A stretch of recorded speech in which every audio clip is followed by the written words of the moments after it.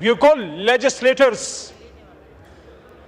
ہم آئین ساز، قانون ساز یہاں پہ بیٹھے ہیں، ہم اس قابل نہیں ہیں، لیکن اللہ تعالیٰ نے، آپ کی توجہ چاہیے مجھے، اللہ تعالیٰ نے 25 کروڑ عوام کی طاقت اور اپنی برکت سے ہم میں استطاعت دی ہے کہ ہم اپنی ذات سے نکل کے اس سبز ہلالی پرچم اور اس بابائے قوم کی فرمودات کی روشنی میں اس ملک کو ملک بنا سکیں، جس کے لیے برصغیر پاک و ہند کی گلی گلی کوچے کوچے یہ نعرہ لگتا تھا کہ بٹ کے رہے گا ہندوستان اور بن کے رہے گا پاکستان.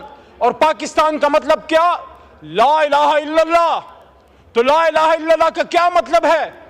جناب ڈپٹی اسپیکر صاحب، آئین کی یہ کتابیں جو ہیں یہ پاکستان چلانے کے لیے ایک مقدس ڈاکیومنٹ ضرور ہے، لیکن صرف ایک کتاب میں تبدیلی نہیں ہو سکتی، وہ قرآن عظیم الشان ہے.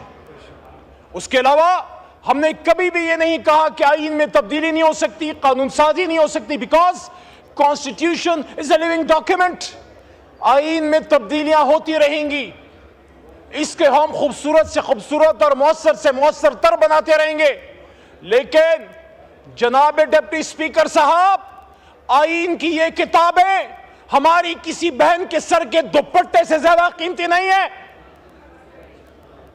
میں اپریشیٹ کرتا ہوں ملتان سے ہمارے ایک بھائی ایم این اے صاحب، گیلانی صاحب کے برخوردار موسیٰ بھائی تھے شاید کل، انہوں نے سپورٹ کی وہ بات کہ اگر، اور میں آج اس ایوان کے سامنے یہ بات رکھتا ہوں کہ اگر خواتین کو اٹھا کے، خواتین کو اغوا کر کے، بچوں کے سینوں سے پلاسوں کے ذریعے گوشت نوچ کے اور ان کی آوازیں ان کی ماں کو سنا کے آپ نے قانون سازی کرنی ہے، شرم کا مقام ہوگا. جناب ڈپٹی اسپیکر صاحب، میں نہیں چاہتا تھا میں نام لوں، لیکن تاریخ کی درستگی کے لیے ضروری ہے. گھر کے سامنے سابق وزیر خارجہ جناب شاہ محمود قریشی صاحب کی بہو، ہماری بہن، میرے چھوٹے بھائی زین قریشی کی گھریلو خاتون وائف کو جب نقاب پوشوں نے اغوا کیا، میرے بھائیوں، میرے دوستوں، آپ اگر اس بات پہ سٹینڈ لے لیتے جب اس ایوان میں آپ کے اور میرے 10 بھائیوں کو اٹھا کے لے گئے رات کو، آج تک 9 ستمبر کی رات تھی وہ، آج ہم 18 اکتوبر کو رو رہے ہیں. جناب سابق وزیر اعظم صاحب، راجہ صاحب، بے نظیر صاحبہ کی شہادت صرف آپ کا نقصان نہیں، ہم سب پوری قوم کا نقصان تھا. لیکن آج جب ہم بے نظیر کی شہادت کی بات کرتے ہیں، آپ مجھے بتائیے اس ایوان کے اندر سے جب آپ کے ایم این ایز کو نقاب پوش اٹھا کے لے گئے، میرے استاد محترم جو شہید ہو گئے، لطیف افریدی لالا، جو پختونوں کی شان تھے، اس بھٹو ریفرنس کیس میں وہ امائکس تھے اور میں ان کے ساتھ 2011 سے سپریم کورٹ آتا تھا. بھٹو صاحب کے اس کیس میں میں ان کے ساتھ وہاں سپریم کورٹ میں آتا تھا. ہمارے سامنے وہ کیس چلا لیکن پھر نہیں پورا ہو سکا.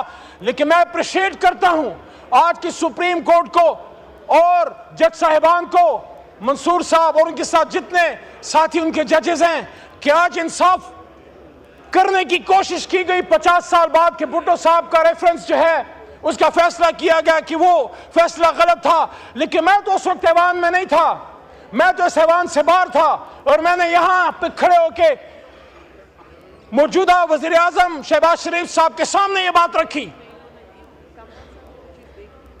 کہ جب سابق وزیر اعظم جناب عمران خان صاحب پہ جانی حملہ وزیر آباد میں ہوا، آپ کا سیاسی اختلاف ہوگا، لیکن کیا آپ کا فرض نہیں تھا بطور وزیر اعظم پاکستان کہ بہت ہو گیا، لیاقت علی خان صاحب، بھٹو صاحب، بے نظیر صاحبہ اور بہت سے، ہم یہ نہیں ہونے دیں گے اور وزیر اعظم کو شہید نہیں ہونے دیں گے. عمران خان تو گولی کھا کے، آپ نے کہا کہ 18 اکتوبر کو آپ کے کارکن بے نظیر صاحبہ کے ٹرک پہ وہ گئے اور انہوں نے کوشش کی کہ اپنے لیڈر کو بچا سکیں. ان لوگوں کا بھی پتہ کریں جو بے-نظیر صاحبہ کو تڑپتا ہوا چھوڑ کے کہیں اور نکل گئے. لیکن اسی طرح جب وزیر آباد میں عمران خان صاحب پہ حملہ ہوا، ہمارے کارکن بھی لپ کے اس کنٹینر کی طرف، اور وہ مرد بحران جب باہر نکلا تو اس نے اسی طرح ہاتھ اٹھایا ہوا تھا، بدن پہ گولیاں کھا کے. عمران خان ڈرا نہیں تھا، جھکا نہیں تھا، خون نکل رہا تھا بدن سے، لیکن ہاتھ مکہ بلند تھا اسلام کے دشمنوں، پاکستان کے دشمنوں کے خلاف، آپ کے خلاف نہیں. یہاں پہ میرا ایک چھوٹا بھائی ہے، اس نے کل فلسطین کے حوالے سے عمران خان صاحب کے بارے میں بات کی. جناب ڈپٹی اسپیکر صاحب، وہ اس وقت ایوان کا حصہ نہیں تھے جب یہاں ہم نے 2 OIC کانفرنسز کی. یہاں پہ شنگھائی کوآپریشن آرگنائزیشن کا اجلاس ہوا، کامیاب ہوا. یہ کامیابی صرف آپ کی نہیں، ہماری بھی ہے. یہ کامیابی ریاست پاکستان، حکومت پاکستان، عوام پاکستان کی ہے. اسی لیے ہم نے 15 اکتوبر کا اپنا احتجاج مؤخر کیا کہ کوئی یہ نہ کہے باہر کے آنے والے مہمان کہ یہ تو آپس میں مشترک گریبان ہیں، یہ ہمارے ساتھ کیا تعاون کریں گے. لیکن ہم وہ بیان نہیں بھولے جناب، جب سابق وزیر خارجہ بلاول صاحب جب اس اپوزیشن میں تھے، اور جب یہی صورتحال تھی اپوزیشن اور حکومت کے بیچ میں، اور انہوں نے یہ بات کی. ہمیں بڑا لوگ کہتے ہیں SCO پہ آپ احتجاج کی بات کرتے تھے. بلاول صاحب آن ریکارڈ ہے جب انہوں نے کہا تھا کہ ہم اسی ایوان میں بیٹھیں گے اور ہم دیکھتے ہیں کہ ہاں وہ ایسی کیسے ہوتی ہے. لیکن ہم نے سمجھا، ہم نے اس کو درگزر کیا، یا ہم نے اس کو نظر انداز کیا کہ جذبات میں ایک بات کی ایک نوجوان لیڈر نے. لیکن آج جب میرے سابق وزیر اعظم میرے لیڈر پہ بات ہوتی ہے، اس کے فلسطین کا سے کمٹمنٹ پہ بات ہوتی ہے، تو اسی ایوان میں سابق وزیر اعظم عمران خان نے یہاں پہ تقریر کرتے ہوئے، جب امت مسلمہ کی لیڈرشپ یہاں پہ بیٹھی ہوئی تھی، انہوں نے کہا، امت مسلمہ کی مردہ لیڈرشپ کو کہا کہ آؤ کھڑے ہو جاؤ، آؤ ایک اسلامک بلاک بناتے ہیں فلسطین کے لیے، کشمیر کے لیے اور امت مسلمہ کے لیے. کہاں تھے آپ جو آج سوال کرتے ہیں؟ اور اس وقت آپ کہاں تھے جب یہ آدمی جس کو آپ نے 450 ساڑھے 400 دنوں سے جیل میں ڈالا ہے، جس سے آپ ہمیں ملاقات نہیں کرنے دیتے، پورا نظام ایک شخص کی ایک سٹیٹمنٹ سے ڈرا ہوا ہے، پورا نظام ایک شخص کی طرف دیکھ رہے کہ عمران خان کیا کہے گا. عمران خان نے جو کہنا تھا وہ صہیونیوں، نصرانیوں، یہودیوں اور ان کے گٹھ جوڑ کے بیچ میں یونائٹڈ نیشنز میں ایک بات کی تھی، and we will fight، ہم مقابلہ کریں گے.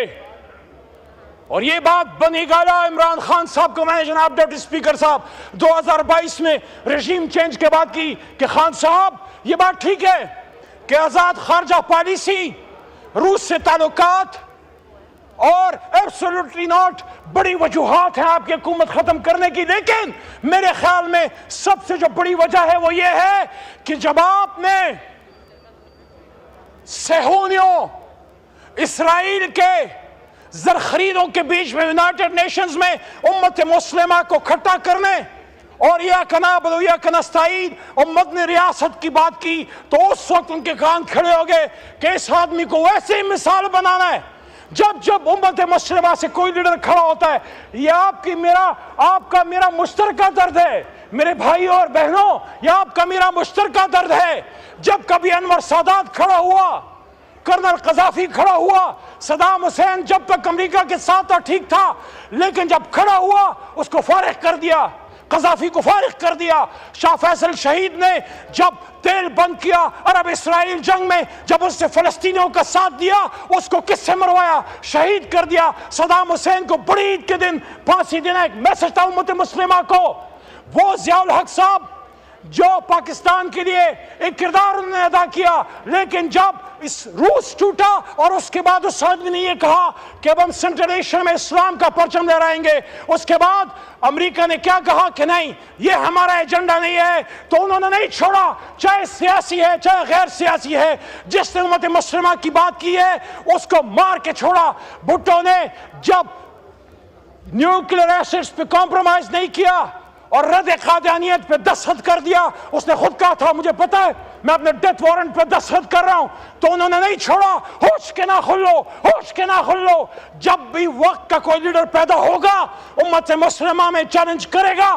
جب ٹیپو سلطان پیدا ہوگا وہ کہیں نہ کہیں سے میر جعفر لا کے, میر صادق لا کے پیٹ سے وار کریں گے. یہی عمران خان کے ساتھ ہوا, لیکن وہ خوش قسمت ہے اللہ نے اس کی زندگی لکھی تھی, ورنہ وزیر آباد میں ملک کے دشمن, اسلام کے دشمن, پاکستان کے دشمن اپنا کام کر گئے تھے. تو میرے دوستو آپ آئین سازی کیجئے, لیکن لوگوں کے سروں سے دوپٹے چھین کے نہیں.